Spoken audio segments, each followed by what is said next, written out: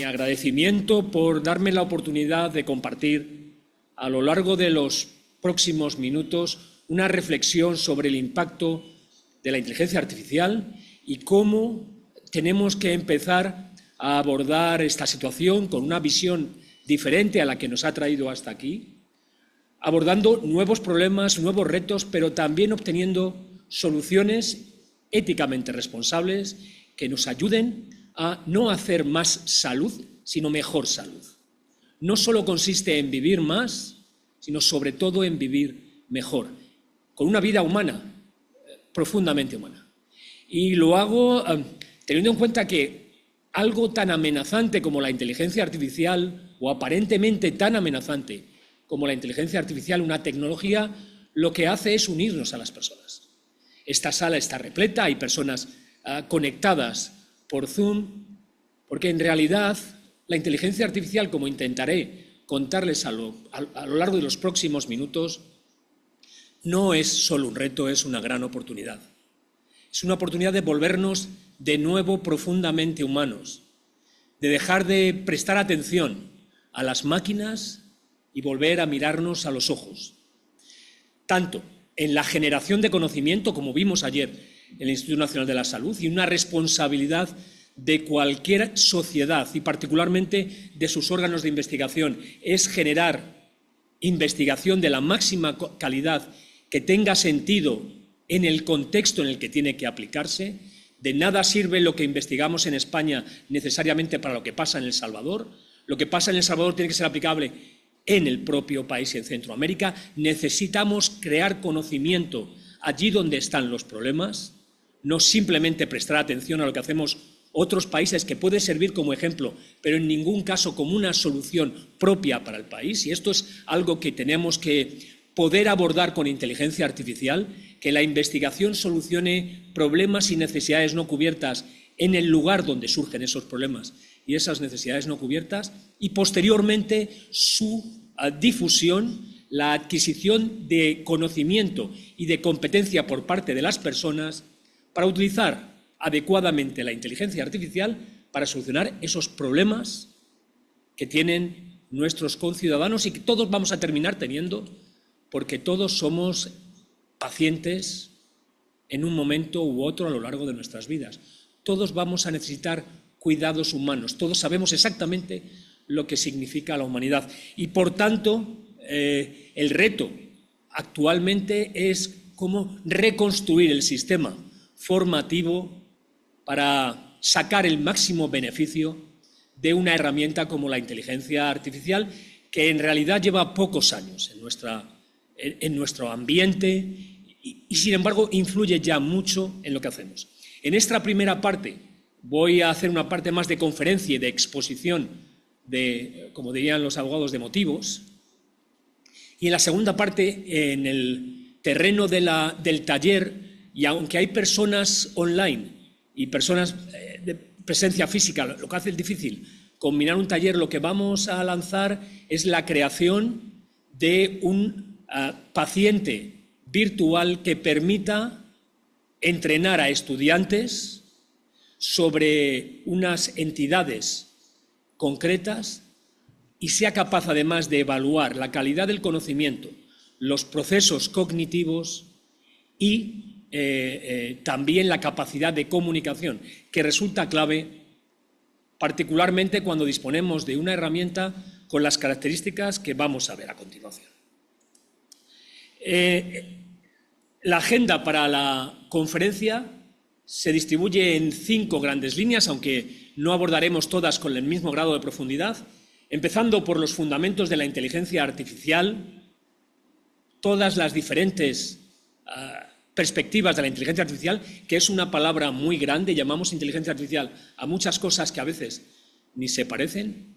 Después dedicaremos algo más de tiempo para reflexionar sobre lo que supone la inteligencia artificial generativa, que ha explotado prácticamente en los últimos 10 años. ¿Cuál es el marco de la UNESCO para la utilización de inteligencia artificial generativa en la educación superior? Continuaremos con un análisis, aunque superficial por problemas de tiempo, pero que les permita tener una visión de las herramientas disponibles actualmente para ser utilizadas en la educación y la formación, finalmente evaluaremos o reflexionaremos sobre cómo se evalúa, qué resultados se obtienen, cuáles son los riesgos éticos y los retos éticos y legales de la utilización de la tecnología. Para empezar, por favor, pueden interrumpirme en cualquier momento.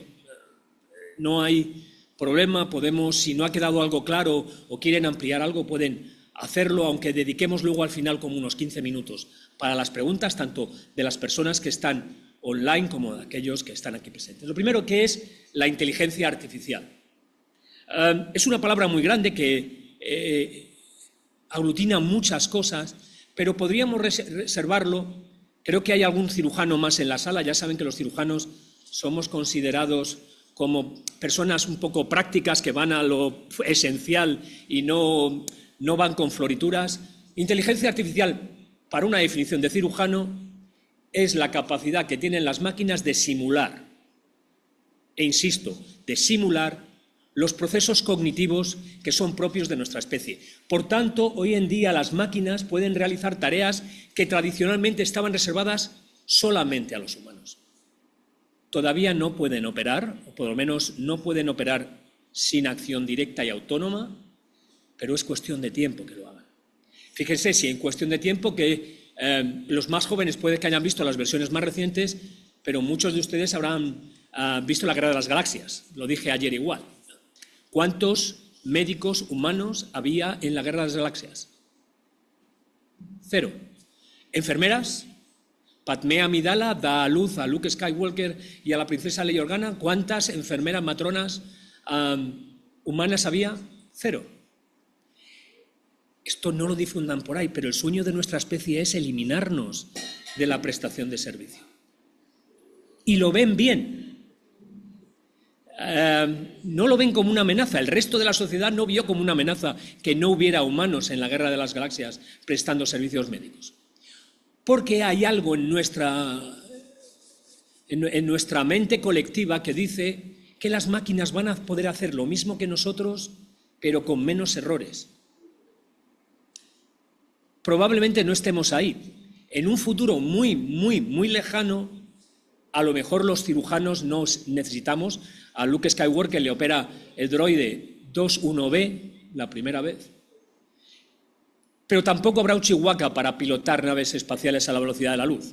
O sea que la fantasía se cumplirá de una manera u otra. Pero queda claro entonces que la inteligencia artificial es la capacidad de las máquinas para simular nuestros procesos cognitivos. Eso no ha sido fácil.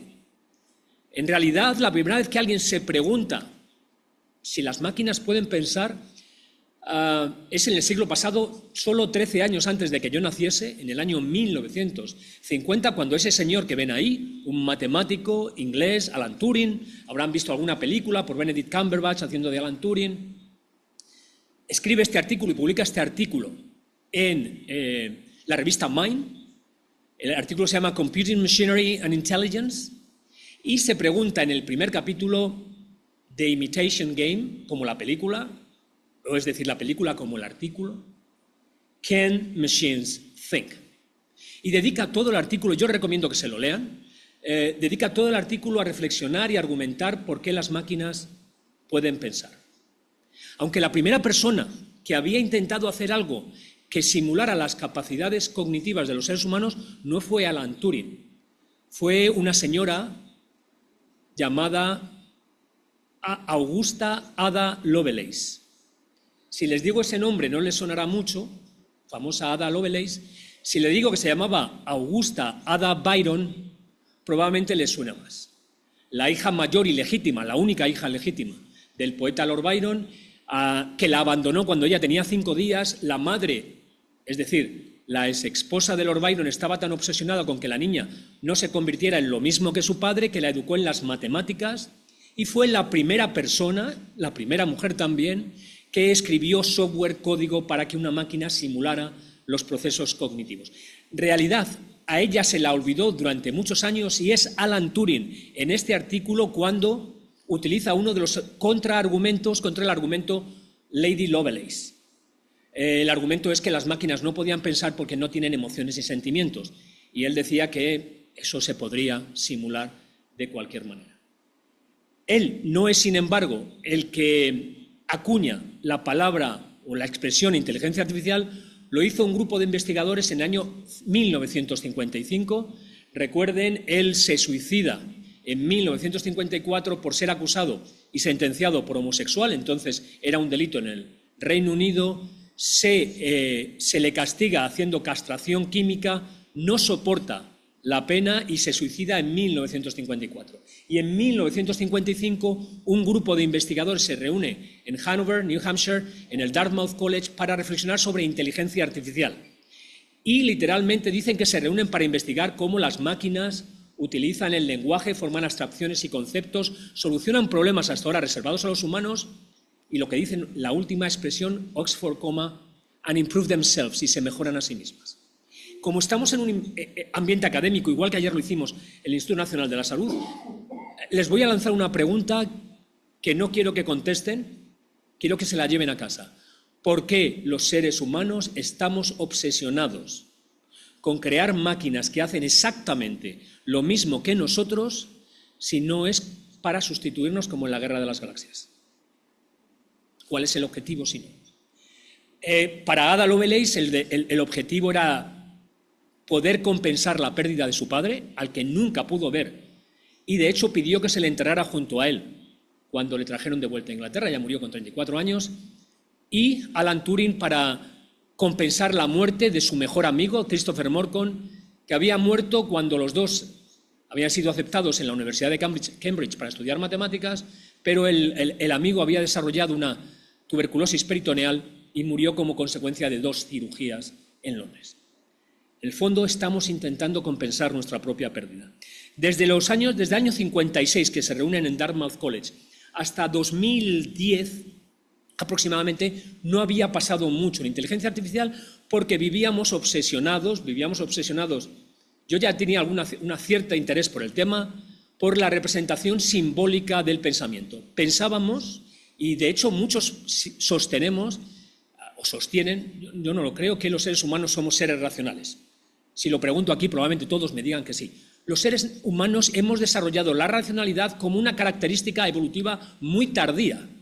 Nosotros somos seres capaces de identificar y memorizar patrones. Así es como aprendemos a andar, como aprendemos a hablar, como aprendemos a leer. No aprendemos de una manera racional. No aprendemos las reglas y después hacemos las cosas. Primero aprendemos a hacer las cosas y luego construimos las reglas. Ayer lo comentaba y es una cosa muy típica, la mejor manera que tiene un niño para aprender que no hay que meter los dedos en el enchufe no es que le expliquemos la electricidad y los efectos de la electricidad en el cuerpo humano, sino que el niño meta los dedos en el enchufe y le pegue calambre. Es la mejor manera para que aprendan que en los enchufes no se meten los dedos. De hecho, la experiencia de la medicina consiste en exponerse continuamente a situaciones novedosas y almacenar en nuestra memoria casos, situaciones complejas que nos permiten aplicar ese conocimiento cuando tenemos un determinado problema de salud, aunque luego escribimos libros con todo eso. Pero son libros fundamentalmente basados en nuestra experiencia. A partir del año 2012 se desarrollan, sin embargo, todas las tecnologías de redes neuronales y es cuando damos el gran salto. El gran salto ocurre a partir de 2012, aparece una solución que se llama IBM Watson. Recordarán que pensábamos que iba a eliminar a los médicos. IBM Watson tuvo que ser vendido porque no iba a eliminar a nadie. Tenía muchas limitaciones porque seguía un modelo de organización racional de la utilización del conocimiento hasta que, a partir de 2012, aparecen redes neuronales recurrentes y con retropropagación que consiguen aprender de la cantidad de datos masivas con las que se entrenan. Haber digitalizado, la aparición de Internet y haber digitalizado tanto contenido permite a las redes neuronales ser entrenadas y que empiecen a identificar patrones, especialmente el lenguaje. Por eso las hace tan buenas cuando tienen que analizar el lenguaje o analizando sentimientos, porque han visto tantas veces cómo nos comportamos Si le preguntas a ChatGPT por qué sabe que 2 y 2 son 4, dice que no se sabe las reglas de las matemáticas. Lo que ha visto es que ha visto tantas veces que 2 y 2 son 4 que cuando le preguntamos sabe hacerlo. Y particularmente entonces, ¿qué es la IA generativa? Pues la IA generativa, a diferencia de la IA predictiva o discriminativa, es una tecnología que crea nuevo contenido. La inteligencia artificial que se utiliza, por ejemplo, en radiología, o todo el machine learning, o en imágenes, análisis de imágenes, están entrenadas con muchos perros. Esto es un perro, esto es un perro, esto es un perro. Después le preguntas qué es esto y te dice esto es un perro.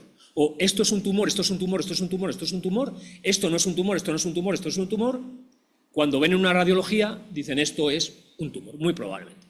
O no es nada, porque en realidad son mucho mejores y es más racional utilizarlo para decirnos lo que no es que lo que exactamente es.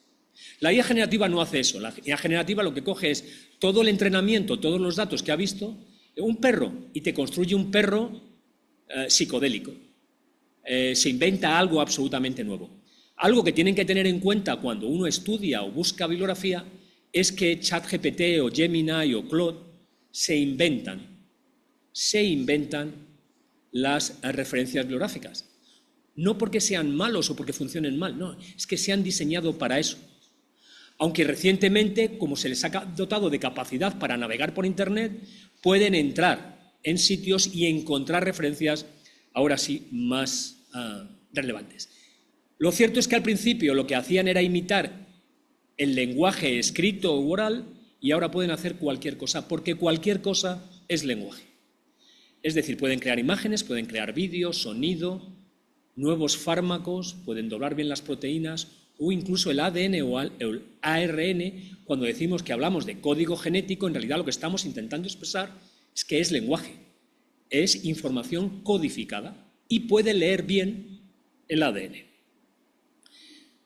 ¿Cómo funcionan? Con grandes modelos de lenguaje, redes neuronales con una arquitectura de la que hablaremos después, una determinada forma de comportarse y veremos cómo funcionan, que se preentrenan con datos masivos. ¿Cuántos datos? Aproximadamente 10 a la 14 bits. ¿Cuántos son 10 a la 14 bits? Parecen muchos, pues no son demasiados. 10 a la 14 bits es la cantidad de información que entra por el nervio óptico hasta que un niño tiene 4 años. O sea que se pierde todavía mucho después. Un humano, por el ojo, en los primeros 4 años de vida, capta unos 10 a la 14 bits. Voy a ponerles aquí cómo funciona una red neuronal en el lado derecho de la pantalla y luego hablaremos y escucharemos a Geoffrey Hinton, el premio Nobel del año pasado de física por redes neuronales, que explica lo que no son las redes neuronales. Lo que van a ver en el lado derecho es una capa de entrada de neuronas, imagínense su retina, que es estimulada por la luz. Bueno, pues esto es igual. Lo que ven abajo, donde se dibuja un número, es la capa de entrada. A continuación ven 2 capas de 50 neuronas. Esas 50 neuronas han sido preentrenadas para que cuando se estimule la capa de entrada puedan variar sus pesos y decir con qué probabilidad en la capa de salida lo que se está dibujando es un número. Ven ahí que eso parece en principio un 6, un 6, un 6, un 6, no, al final es un 0. Ahora van a ver cómo, vamos a volver a ponerlo, cómo dibujo un 4, identifica un 4, pero si modifico y baja, parece que es un 6, un 1, un 8, el 6. Verán que lo que hacen, igual que nuestras neuronas, en nuestro caso lo que mandan es señales, ellas lo que hacen es cambiar el peso. Parece un 1, ahora va a aparecer, parece un 4, pero es un 9. Así funciona una red neuronal. Se la ha preentrenado y cuando se la estimula, responde. Lo que pasa es que ChatGPT no tiene 50 neuronas, tiene miles de neuronas actuando simultáneamente para él. Habitualmente consideramos de manera muy restringida que estos son programas de ordenador. Esto es lo que tiene que decir Geoffrey Hinton al respecto.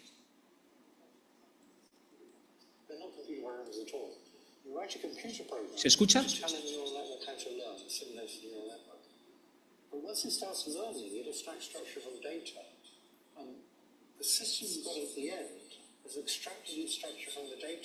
Voy a intentar ponerlo otra vez.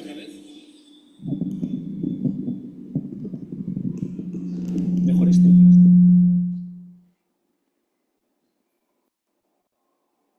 El mensaje importante de aquí. We refer to them sometimes as computer programs. They're not computer programs at all. You write a computer program to tell a neural network how to learn, a simulated neural network.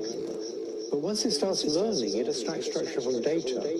And the system you've got at the end is structure from the data. It's not something that anybody programmed.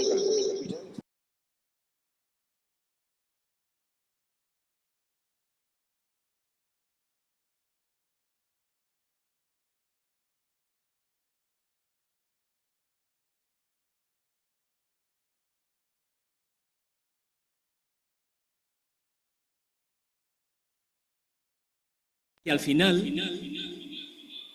no sabe exactamente lo que lleva adentro o cómo funciona lo que lleva adentro. Para poner una analogía, cualquiera de nosotros nos cogen y nos empiezan a educar desde pequeños. Cada uno de todas las experiencias y los datos a los que nos exponemos, que aparentemente son lo mismo, incluso uno cuando tiene hijos cree que sus hijos están expuestos exactamente a lo mismo, cada uno extrae diferentes aprendizajes de esos datos y funciona y opera de una manera diferente. Esto pasa exactamente en las redes neuronales, porque lo que hacen es simular, imitar nuestros procesos cognitivos. De manera que esto tiene implicaciones para el funcionamiento de las redes neuronales y para la predicción de enfermedades o de situaciones clínicas complejas. Nunca podemos estar seguros de que el resultado es cierto. Y esto es importante porque obliga siempre a supervisar si lo que nos da es correcto o no. Les dije que esto tiene una arquitectura, esa red neuronal que tienen, por ejemplo, GPT o Gemini o Claude, y esta arquitectura se llama Transformer. Esas redes neuronales están organizadas de una manera determinada, con una codificación, una decodificación, y redes neuronales en medio, capas de neuronas, que lo que hacen es determinar la atención. Es decir, que entienden mejor o peor la prioridad de lo que contiene nuestras órdenes, o nuestros prompts, o nuestras instrucciones. ¿Y cómo funciona? ¿Cómo funciona una inteligencia artificial generativa? Pues de la misma manera que nuestro cerebro. Tiene un input, recibimos una pregunta, un estímulo, nuestra red procesa todo eso y genera una salida, un output. La calidad del resultado del output depende del preentrenamiento de la red neuronal, del afinamiento, el fine-tuning con datos de la red neuronal. Por tanto, la calidad de los datos es básica. Si se entrena con garbage in, garbage out. Por eso es tan importante para los investigadores generar buena investigación con datos fiables, porque si no, no vamos a conseguir buenos resultados. Sonarán muy bien, pero serán falsos.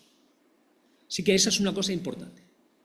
Y la arquitectura Transformer no valida el contenido con el que se la entrena. Simplemente lo ingesta, lo procesa y empieza a dar pesos diferentes a sus neuronas. Además, la calidad del resultado depende de nuestras preguntas.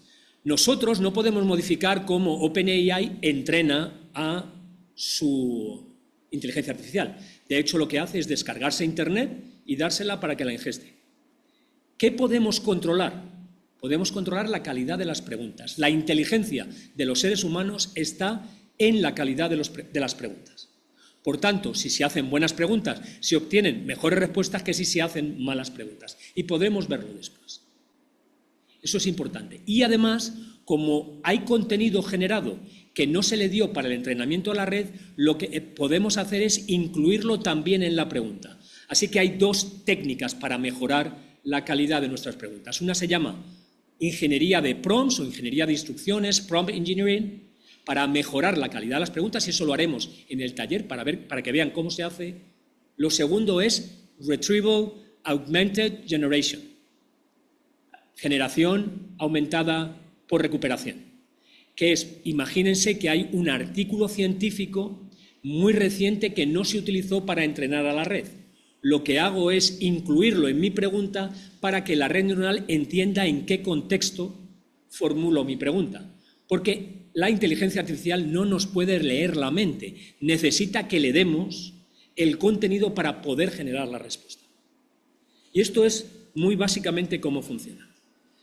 Dentro de la máquina lo que ocurre cuando ustedes lanzan una pregunta es que cogen esa pregunta, el texto o lo que les envíen, lo trocean en pequeños fragmentos que se llaman tokens. Esos tokens lo convierte en matrices vectoriales de números y son los números lo que procesa la red. La red no procesa señales como nuestro cerebro, señales químicas ni eléctricas. Lo que hace es procesar números. Cuando termina de calcular todo, lo que hace es convertirlo otra vez a texto y nos produce el output. Parece fascinante y cómo puede hacerlo tan rápidamente. Aquí tenemos un problema los humanos. Los humanos tenemos un ancho de banda de comunicación muy limitado. No somos malos en cuanto a lo visual, pero en el nivel consciente procesamos aproximadamente a 30 bits por segundo. Mi transmisión ahora mismo de información hacia ustedes está en el rango de entre 25 y 35 bits por segundo. Una máquina como ChatGPT procesa en millones de bits por segundo. De hecho, cuando ustedes ven que la máquina dice estoy pensando, en realidad no está pensando, está haciendo marketing para que ustedes puedan digerir la cantidad de información que les va a mandar. No podríamos ser capaces de procesar la información a la velocidad que nos la envía. Así que lo que hace es enlentecer el proceso para que nosotros no nos encontremos saturados por la cantidad de información. Eso es muy importante también cuando ustedes generen soluciones para investigación o para educación. Tengan cuidado, too much information es un peligro. Los humanos no somos capaces de procesar a esta misma velocidad y terminamos siendo infoxicados, intoxicados por información. Por tanto, hay que pensar antes de hacer la pregunta lo que uno quiere obtener, que sea lo más corto posible y lo más preciso posible. Las capas o el procesamiento interno es un procesamiento complejo que lleva mecanismos de atención con múltiples capas y normalización y aprende hacia adelante, aprende hacia atrás. No vamos a meternos en la parte de arquitectura. El output también tiene una predicción de probabilidades, aunque verán con frecuencia que dicen lo que único que hace esta máquina es predecir, ChatGPT, es predecir cuál es la próxima palabra. Eso es cierto, en realidad dicen que no piensa, eso es cierto y no es cierto. Es cierto que para el output lo que está haciendo es predecir qué es lo que viene después con mayor probabilidad, pero para entender nuestras preguntas tendrá que pensar, ¿no? Si no, ¿cómo va a generar luego el resultado? Uno puede explicar el que no piensan porque lo que está haciendo es simplemente calculando probabilidades, pero ¿cómo me entiende? ¿Cómo ha entendido mis palabras? Hablamos de entrenamiento, ya hemos dicho cómo se entrenan con un preentrenamiento. Preentrenamientos son con 10 a la 14, pero luego se puede hacer un fine-tuning. Cuando uno tiene un Large Language Model, un modelo grande de lenguaje, lo siguiente que puede hacer es entrenarlo, por ejemplo, para medicina. Y con un subset de datos más pequeño y más específico, se le reentrena para que adapte sus contestaciones al contexto que se le ofrece en el set de datos del fine-tuning. ¿Cuál es el problema en el fine-tuning? La calidad de nuestros datos. En los sistemas sanitarios, nuestros datos tienen una fiabilidad muy relativa. De manera que si le damos datos que no son veraces, que no son exactos y fiables, lo que puede hacer es aprender muy bien a mentir, porque lo que hace es extraer la estructura a partir de los datos. Por eso es importante, como investigadores y como académicos, que reforcemos la idea de que hay que hacer investigación de calidad, generar conocimiento de calidad con datos fiables, que sean generadores de confianza. Si no, las herramientas pueden ser extremadamente peligrosas. Además de los problemas de fiabilidad, tenemos los problemas de privacidad. Hay que proteger los datos de los pacientes y aquí surge además una oportunidad que les plantearé después, que son los datos sintéticos, cómo generar datos que no corresponden a pacientes, pero que representan un modelo matemático de los pacientes para poder entrenar modelos sin correr riesgos, o los sesgos que introducen nuestros datos.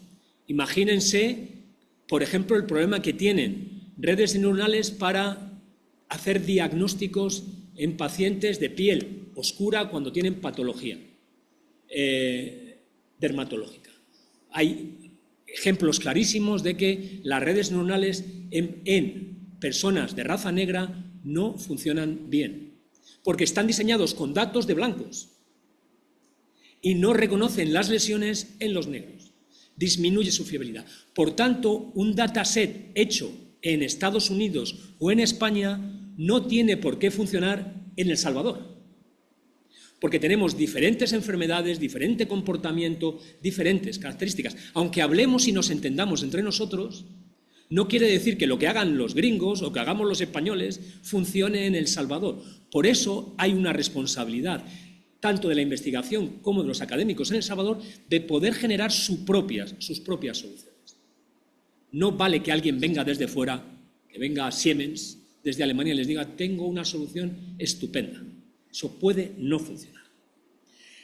Pasando a la aplicación en educación. Este es el marco de la UNESCO con directrices oficiales para la utilización de inteligencia artificial generativa. Es un documento que pueden encontrar en Internet, es de acceso abierto y les va a proponer algunos problemas. De hecho, hay muy pocos países que tengan directrices sobre la utilización de inteligencia artificial generativa en la educación superior, incluidos Europa, Estados Unidos. Esto probablemente sea una oportunidad enorme para los académicos, las universidades y los investigadores en El Salvador de generar directrices que sean aplicables en el contexto de Centroamérica para impulsar esto. Esto es algo que yo creo que deberían plantearse. Lo mismo que generar un posicionamiento sobre la utilización de esta tecnología en el ámbito de la salud.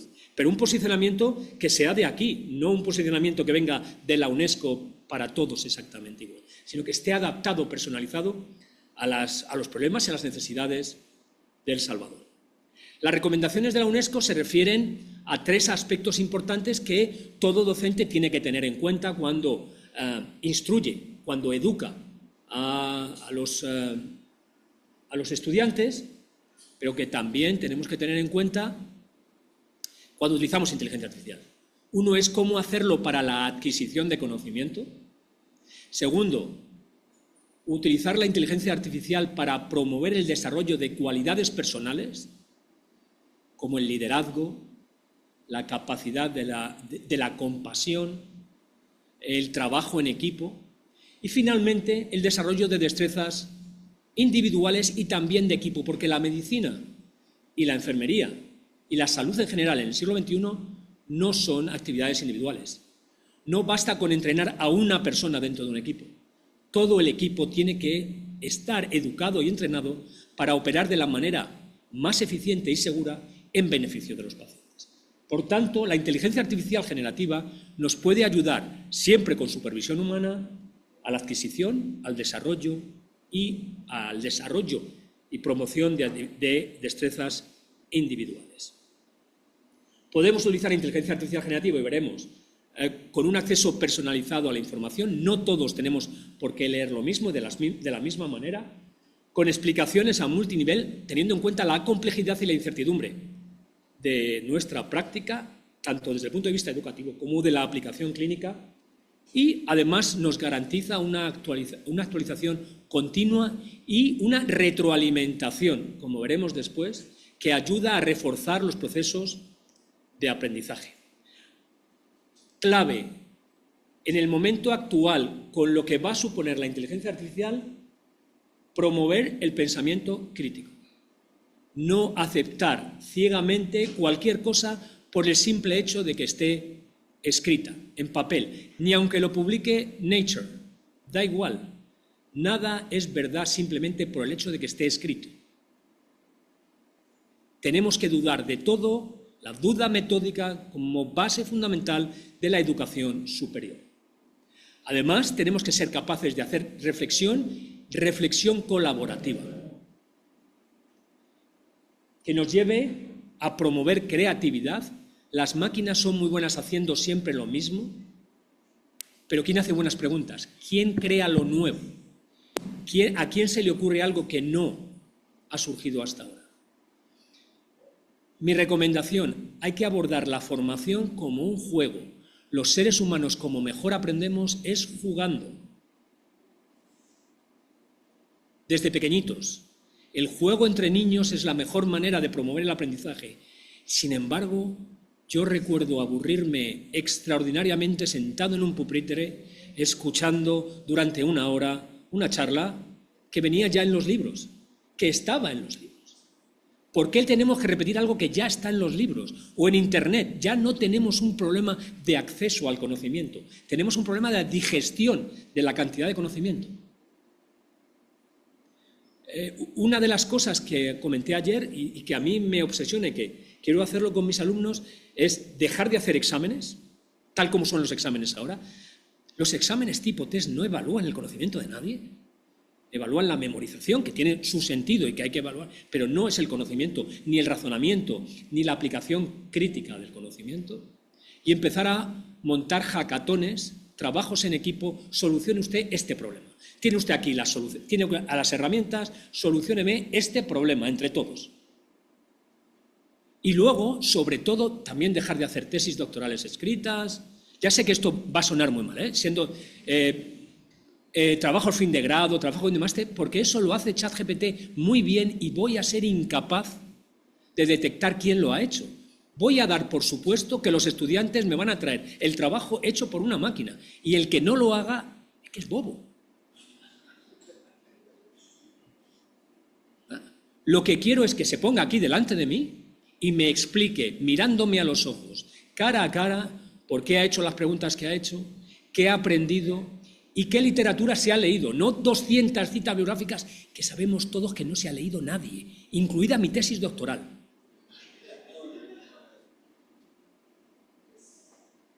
Vamos a reconocerlo entre todos, vamos a hacer una terapia, vamos a dejar de engañarnos. Vamos a defender lo primitivo. Como decía Sócrates, póngase usted delante de mí y hable conmigo.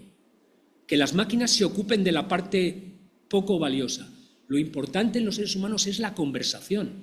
Es que usted me intente convencer de que la solución a este problema usted la conoce, la entiende, sabe aplicarla y sabe contextualizarla. Pero no me ponga un papel, que ya sé que lo ha hecho. Además, por ejemplo, los cirujanos vivimos obsesionados con la parte técnica, con dar puntos. Si ponemos a un pequeño monito a aprender a dar puntos, lo termina haciendo mejor que nosotros. Lo que diferencia a un buen cirujano de un mal cirujano no es cómo da el punto, es por qué da el punto, para qué da el punto, cuándo da el punto y qué espera obtener de ese punto. Pero, sin embargo, vivimos obsesionados. Los cirujanos contamos, no, yo doy el punto así y además utilizo el Da Vinci que me da no sé cuántos. ¿Y qué resultados obtiene? ¿Están sus pacientes mejor después que antes? Tenemos que mirar los resultados, no la fascinación por el robot Da Vinci da unos puntos, que nosotros además empezamos a utilizar en el año 2006. ¿Y están los pacientes mejor? ¿Cuál era el resultado que queríamos obtener? Además, la inteligencia artificial, este es un artículo que hemos publicado recientemente, la inteligencia artificial es mejor que las redes sociales para aprender. Recuerden, muchos de nuestros estudiantes están aprendiendo en redes sociales. Se ven los vídeos de YouTube para aprender. Sin embargo, la inteligencia artificial, esto lo hemos publicado con un grupo de cirujanos plásticos en Madrid, la inteligencia artificial es mejor que los vídeos de YouTube para que la gente aprenda. Mejor calidad del contenido. Mejores recomendaciones a los estudiantes. Pero eso, de nuevo, depende de nosotros y de nuestra supervisión. Es más, con estas dos estudiantes, este es un periódico español de tirada nacional, dos estudiantes de sexto de carrera hicieron el trabajo fin de grado conmigo. El papel no sirvió de nada. Lo que produjimos fue dos chatbots que puedo compartir con ustedes que abordan, y que teníamos que validarlos, que abordan preguntas que tienen los pacientes o los estudiantes sobre cáncer esófago gástrico, sobre cáncer colorectal. Y lo que hicimos fue construir el modelo, validar el modelo para ver que las herramientas fallaban relativamente poco y que además daba igual preentrenarlas que no con datos y hacer RAG, porque en general contestaban de manera muy fiable. Así que tenemos que plantearnos cambios, porque si no cambiamos nosotros, el problema es que nos cambiarán. Alguien vendrá, aparecerá Microsoft o aparecerá OpenAI o Google y traerá una herramienta que haga todo en cualquier momento y de repente nos daremos cuenta que estamos fuera del sistema. Ahora voy a abordar herramientas prácticas. ChatGPT. ChatGPT no proyecta muy bien. Este es un estudiante de medicina sintético, porque claro, no solo aprenden los estudiantes. Yo como profesor tengo que intentar entender qué necesidades tienen los estudiantes y cómo mejorar mi capacidad docente. Y me entreno con este GPT personalizado que se llama estudiante de medicina. Además, mejora mi capacidad para poner preguntas de examen, puedo graduarlas en nivel de complejidad, puedo simular consultas, lo que se les ocurra. Iba a poner cómo funciona, pero otra herramienta, la comenté ayer, Manus, hace unos análisis y generación de conocimiento de manera sintética muy útil. Semantic Scholar para la adquisición de conocimiento. Es gratuita, las otras dos son modelos freemium, ya recuerdan. La pregunta típica de los españoles, o sea, de los de mi país, ¿es esto gratis? Cuando una cosa es gratis, ¿el producto es usted? Es decir, que lo gratis funciona relativamente mal, porque de esa manera ustedes contribuyen a educar a la red neuronal dando su tiempo y su conocimiento, pero esta es gratis y funciona bien, se llama Semantic Scholar, ponen una pregunta y les ofrece, lo veremos en la parte de taller, les ofrece referencias bibliográficas que pueden ustedes descargar o meter en una librería. Research Rabbit, que permite estudiar también conocimiento y ver cómo los grupos de investigación se conectan unos con otros.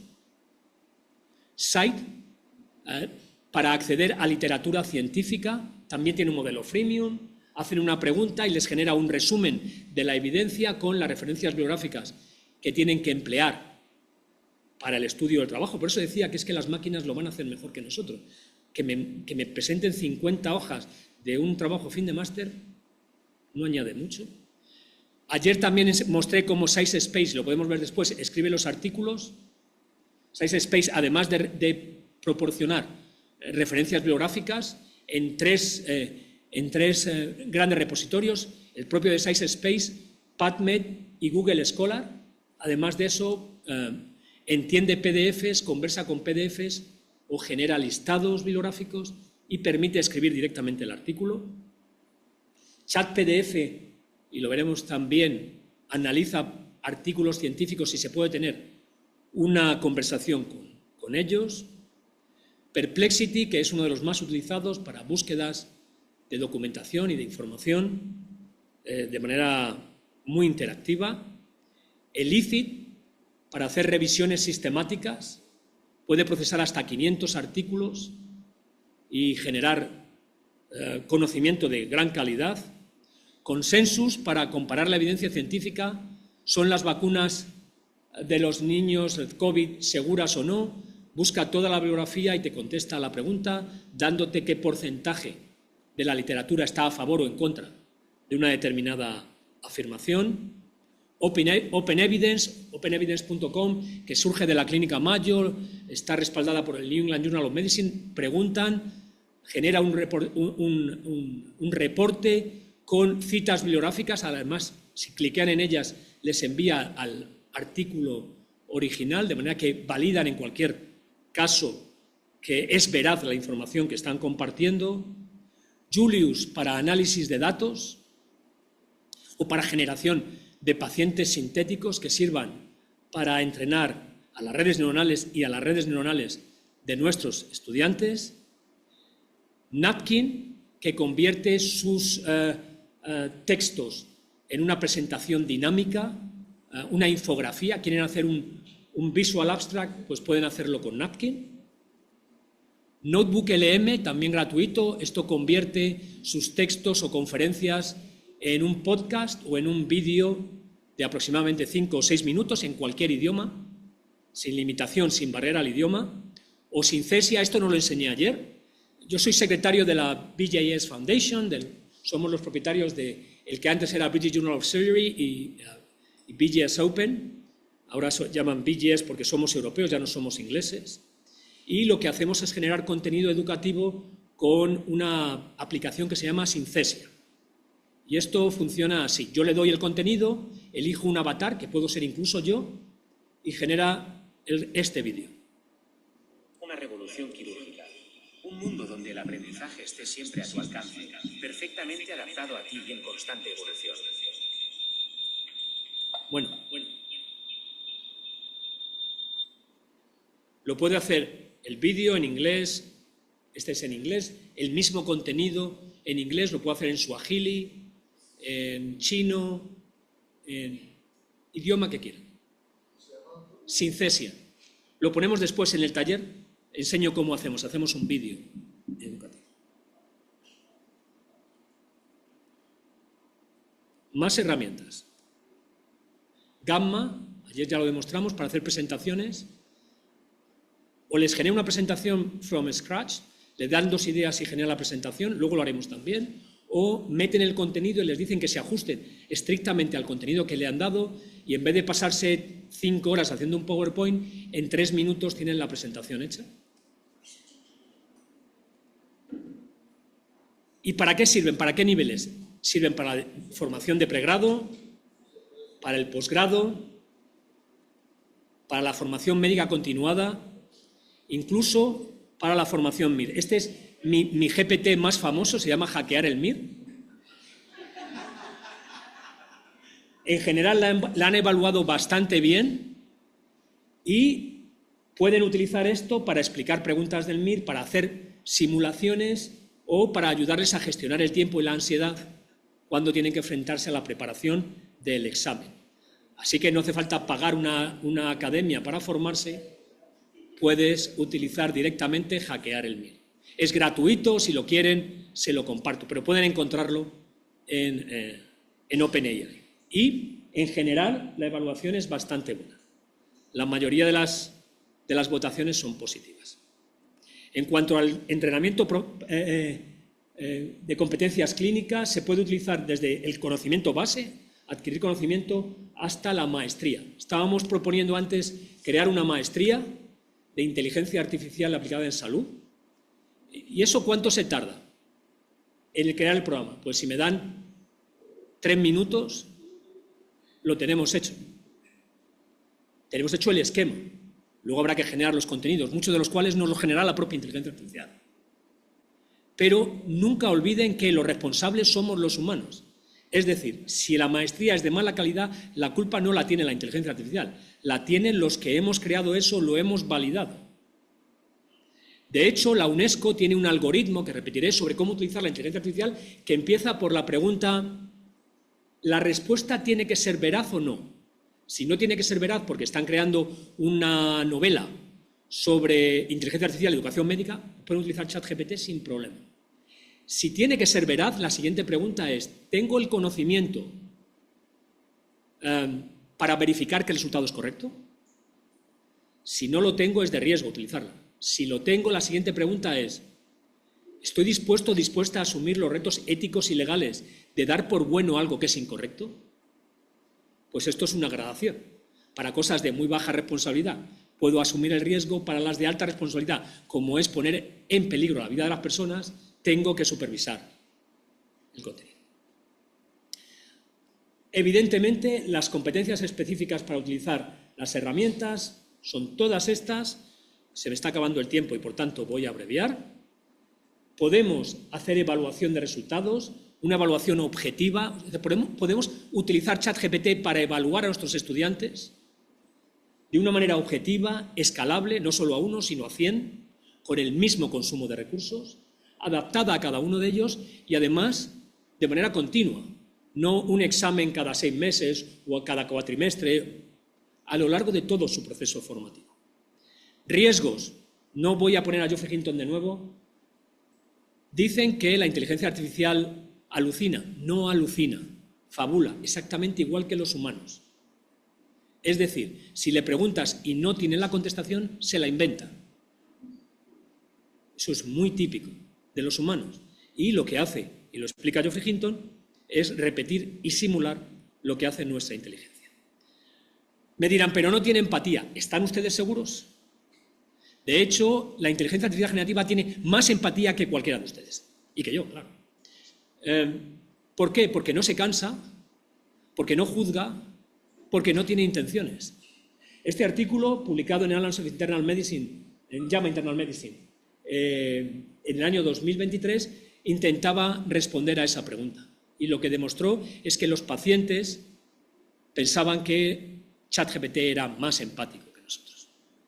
Estas recomendaciones, no voy a poner el audio porque se oye mal, hay que actuar con rapidez, no hace falta hacer un máster en inteligencia artificial si no quieren, pero tienen que comprender los principios de funcionamiento, hay que diseñar una estrategia, responder claramente al por qué y al para qué hago las cosas. Una vez que hayan definido bien cuál es la estrategia, entonces pueden buscar la herramienta, no al revés. Tengo una herramienta, a ver para qué la utilizo. Hay que invertir en innovación y cambio cultural porque esto nos va a doler mucho, mucho. De hecho, la mayoría de nosotros reacciona ante esto como no puede ser, no quiero, vamos a...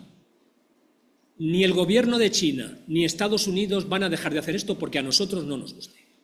Así que lo mejor que podemos hacer es ir más rápido y aprender para aplicarlo de manera ética en nuestro contexto. La doctora ha hablado del de-skilling, hay que dejar de hacer cosas, pero tenemos que utilizar el tiempo para hacer re-skilling y upskilling. Vamos a necesitar competencias diferentes. Las conversaciones con los pacientes no van a ser la misma. Desde el momento en que el paciente puede venir a mi consulta y decirme, oiga, que dice esto, que su diagnóstico es incorrecto, que yo lo que tengo es otra cosa. A ver cómo argumentamos contra eso. Y a lo último, pero no lo menos importante, de hecho, tan importante como lo primero, es afrontar desde el principio los retos éticos y legales que esto supone. Con esto voy terminando. Si tienen preguntas, encantado. Y esta es mi correo electrónico, jmayol@ucm.es, en la Universidad Complutense, si tienen cualquier pregunta o comentario. Muchas gracias. Buenos días. Buenas. Muchas gracias, doctor, por su ponencia. Mi nombre es Camilo Vialta. Solo tengo una... Obviamente la inteligencia artificial vino y se va a quedar y se quedó, ¿verdad? Así como lo explicaba usted en el área quirúrgica, que es donde su servidor se desempeña. Igual que usted, me dedico a la docencia. Yo el mayor reto que le veo a la parte de la inteligencia artificial es lo último que usted dijo, que es el aspecto ético y el aspecto legal, porque yo, al operar un paciente, nos equivocamos, el paciente puede demandar a usted y a mí, pero a una máquina, esa es una de las...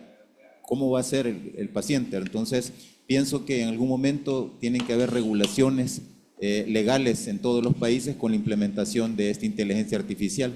Yo ahí más que todo le veo el reto.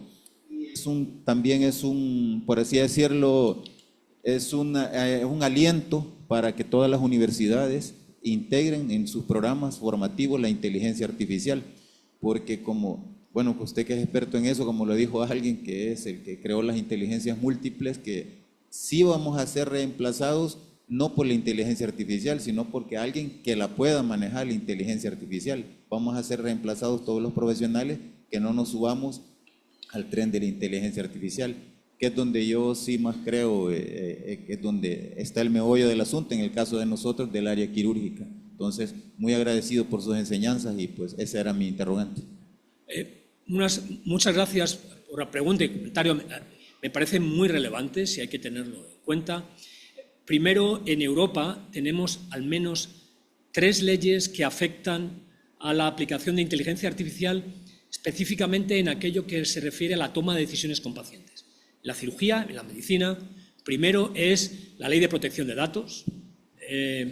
No metan datos de personas en GPT, porque puede que no les detecten, pero puede ser que alguien de repente se vea reflejado que esté haciendo una búsqueda y eso es un delito, al menos en Europa es un delito.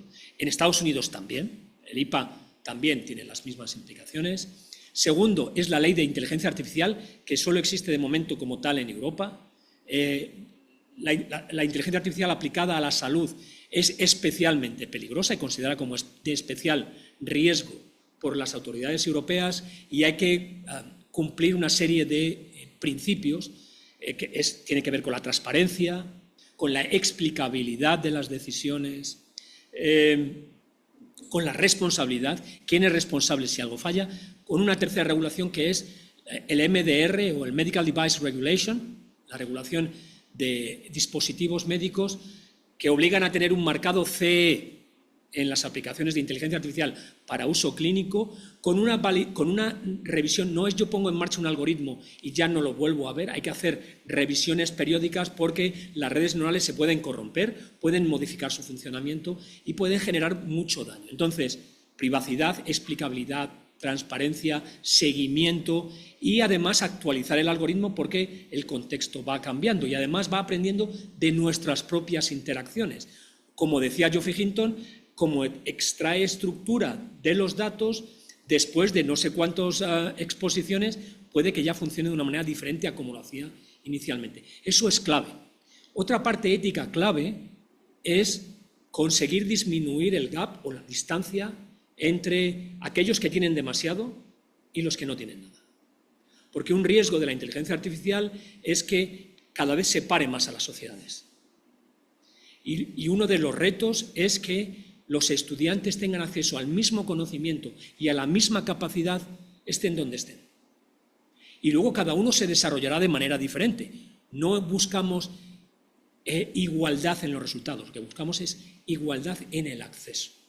Que la gente que quiera estudiar tenga oportunidades para estudiar. Teniendo en cuenta que, por ejemplo, hay 500.000 millones de personas en el mundo que no tienen acceso a sanidad. No es que tengan acceso a un poco de sanidad, es que no tienen nada. No hay personas disponibles para darle.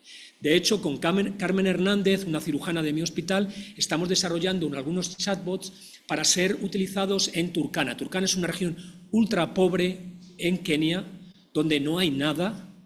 Y claro, lo único que han conseguido es montar grupos de técnicos, que no son médicos, son técnicos que saben responder a lo básico, pero claro, tienen preguntas y no siempre hay un experto disponible al otro lado del teléfono.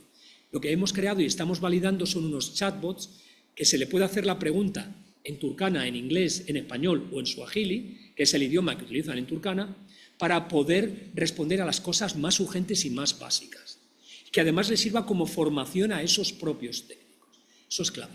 Y luego, la última parte, la cirugía, la parte del razonamiento nos puede ayudar. Y una importante es, ¿quién es responsable cuando la inteligencia artificial se equivoca? Pues con el modelo actual el responsable somos nosotros.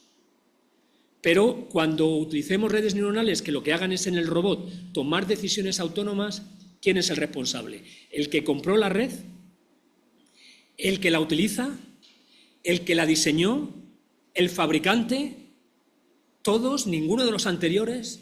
No lo sabemos. Esto requiere deliberación por parte de la sociedad. Y por tanto no podemos, al menos en el sector académico, no podemos esperar a que otros no hagan el trabajo. Tenemos que ser nosotros los que digamos, en un acuerdo deliberativo, hasta dónde llegan y hasta dónde no.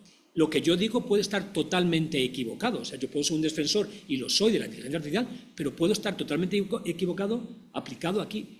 Es la sociedad la que tiene que aplicar y delimitar hasta dónde. Creo que estamos de tiempo ya muy ajustados. Contestaré más corto la próxima. Una pregunta más. Bueno, esta vez hemos visto la otra cara de la moneda, que es interesante para la generación de conocimiento y el papel de la IA. Pero me preguntaba mientras lo escuchaba, y también escuchaba la pregunta del doctor Camil Villalba, ¿cómo se debe redefinir el docente ahora con la IA? ¿Cuál es el valor de la inteligencia emocional en este asunto? Mi recomendación, esto tiene que ver, tenemos que volver a los maestros, y los maestros enseñan por el ejemplo, no por los contenidos. Necesitamos maestros y profesores que sean modelos aspiracionales, no simplemente distribuidores de contenido. Necesitamos maestros. Necesitamos volver a los tiempos en los que Sócrates se sentaba con sus alumnos a hablar, no a premiar o a castigar, a hacerles preguntas para estimular la reflexión. Tenemos que dejar de ser burócratas. Tenemos que irritar y estimular. Mi misión en esta charla no es que ustedes estén de acuerdo conmigo, que no tienen por qué estar de acuerdo conmigo. El problema, lo que yo quiero es que cuando ustedes salgan de aquí se pregunten y reflexionen si quieren o no quieren y para qué. Porque lo que yo digo, como dije antes, puede estar totalmente equivocado. Pero ustedes son lo suficientemente inteligentes para decidir cómo y qué hacer con su docencia. Tenemos que volver al modelo de maestro y olvidar el modelo tradicional de simplemente alguien que te suelta un rollo y te pone una nota si has contestado el 90% bien. Aquí hay otra pregunta, profesor. Al señor decano no vamos Creo a decirle que una cosa que desafía la inteligencia artificial es a probar nuestros conocimientos contra la verdad. O sea, es decir, la duda razonable que puede tener ahora un estudiante la puede resolver con la IA y nos puede confrontar contra lo que estamos diciendo. Estamos a conocer mejor, a mayor profundidad, creo, no estar inventando datos, ¿verdad? Y algo que yo creo que es el gran reto, es que nosotros tenemos que conocer la herramienta para poder enseñarle a nuestros estudiantes cómo usarla correctamente. No podemos nada más estar expuestos a lo que nuestros estudiantes aprenden a través de nosotros mismos no la estudiamos y la aprendemos y comenzamos a comprender cómo la herramienta funciona y cómo debe ser utilizada en una forma correcta. Que es uno de los grandes desafíos que nos quedan por delante y no sé qué opinas al respecto. Muy buena reflexión, doctor Segura. Cuando uno se dedica al campo académico nunca ha terminado de aprender. Nunca. Y un buen reto como este es volver de nuevo a aprender cosas y a estimularnos con lo nuevo, para utilizarlo éticamente, para utilizarlo bien. Pero, como bien dice, no podemos ser sujetos pasivos que aceptemos que como los jóvenes lo utilizan, pero yo no, lo que voy a hacer es bloquearlo, porque no vamos a poder bloquearlo. Y, además, es que nuestra obligación moral es crear profesionales y educar a profesionales que tengan una vida por delante de mejora de su profesión. Nuestro reto como maestros no es negar lo que ocurre, es aprender sobre lo que ocurre y ayudar a educar a los estudiantes de una manera ética en el uso de la tecnología. Igual que enseñamos éticamente a la entrevista, a cortar o hacer una laparotomía. Eso es el gran reto. Y no hay nada más fascinante, yo tengo 62 años, que a esta edad seguir aprendiendo sobre algo y sobre todo formularme dos preguntas cuando hago la inteligencia artificial. La primera es, ¿cuál es el diagnóstico de esto? Y que me dé un diagnóstico. Y la siguiente es, ¿y si estuviera equivocado? Eso llevarlo siempre delante. ¿Y si estuviera equivocado? Y obligar a la inteligencia artificial a que nos dé dos respuestas. La primera que da, ¿y qué haría si estuviera equivocado? Porque siempre podemos estar equivocados. De hecho, es famoso el errar es humano. Y la inteligencia artificial parece que yerra de vez en cuando. Una pregunta más, la última de esta fase. Buen día, gracias, doctor, maestro, compañeros. Una es un comentario y la otra es una pregunta. En el ámbito que me desempeño, enseño a los estudiantes a interpretar electrocardiografía. Y ahora hay muchos electrocardiógrafos que dan la lectura con IA y ha ido aumentando en su capacidad de hacer la interpretación. Y yo les digo a ellos, eso es bueno porque si en mi análisis no alcancé a considerar algo, ahí me da las posibilidades. Pero el diagnóstico clínico, ya tomando en cuenta al paciente, ese es un arte. Y el nivel maestro, el diagnóstico clínico, así como usted bien lo ha mencionado, aún no va a poder ser superado por la IA. Entonces, hay que enseñarles a hacer uso de los recursos, pero que al final la capacidad de hacer el mejor diagnóstico, y nos podemos auxiliar de todas estas herramientas para cuando algo se nos escapa, o elegir el mejor tratamiento, siempre va a tener un nivel maestro en los médicos que lograron ese nivel de artesano y que logran tener esa capacidad, ¿verdad? La pregunta, no sé, en donde usted ejerce, si las instituciones invierten y generan cuentas y pagan las diferentes herramientas. Yo sé que cada maestro tiene sus propias cuentas, ¿verdad? Pero hay algunas que son compartidas, que usted en la charla del día de ayer explicaba que hay grupos con los cuales usted colabora, pero que tanto las universidades están invirtiendo y contratando estos recursos, así como la biblioteca virtual pagando a los maestros. Gracias. Buena reflexión. Me gustaría añadir un punto más a la reflexión. Probablemente la inteligencia artificial no sirva o sea muy costosa para mejorar a un superexperto. No merece la pena mejorar, el coste es enorme para mejorar lo que un superexperto puede hacer, un maestro. Pero hay mucha gente que se queda mucho más abajo. La inteligencia artificial nos puede ayudar a subir el nivel de esos que están abajo, para que se acerquen al superexperto. Y el reto de superexperto es transmitir su conocimiento para que esa gente que no tiene tanto pueda mejorar. Entonces es una herramienta, siempre es una herramienta que nos ayuda a responder al por qué y al para qué hacemos las cosas. Entonces me parece muy interesante, no nos esforcemos en mejorar al superexperto, eduquemos a las personas para mejorar, pero siempre tengamos en cuenta que hay gente ahí fuera que no tiene una exposición o que no ha tenido una formación de superexperto y necesita herramientas. Y ahí podríamos utilizarlo.